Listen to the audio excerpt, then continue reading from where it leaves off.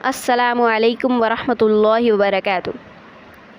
شعبان المعظم، اس مہینے کو رسول مقبول صلی اللہ علیہ وسلم نے اپنا مہینہ فرمایا تاکہ آپ سے محبت رکھنے والے مسلمان آپ کا خیال کر کے اس مہینے میں زیادہ سے زیادہ نیکیاں کریں اور گناہوں سے بچنے کا زیادہ اہتمام کریں۔ اس مہینے کی 15ویں شب کو وہ رات ہے جسے قرآن میں لیلۃ المبارکہ اور حدیث میں لیلۃ البرات کہا گیا ہے۔ اسی کو ہم شب برات کہتے ہیں۔ اس شب کے متعلق آپ صلی اللہ علیہ وسلم نے فرمایا، لیلۃ البرات شب قدر کے بعد تمام راتوں سے افضل ہے۔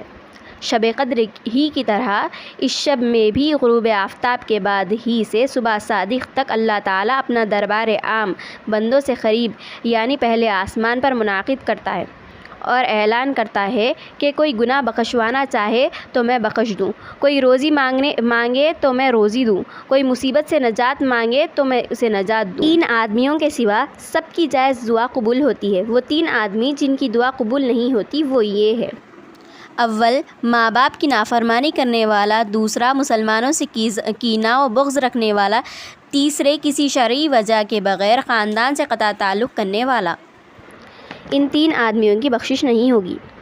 اس شب میں آئندہ سال پیدا ہونے والے مرنے والے لوگوں کے نام لوح محفوظ سے نقل کر کے کارکن فرشتوں کو دے دیے جاتے ہیں۔ اسی طرح ہر شخص کی 1 سالہ روزی، عمر، علم، عمل، اولاد وغیرہ کی بھی تقسیم ہوتی ہے اور کارکن فرشتوں کے سپرد کر دی جاتی ہے۔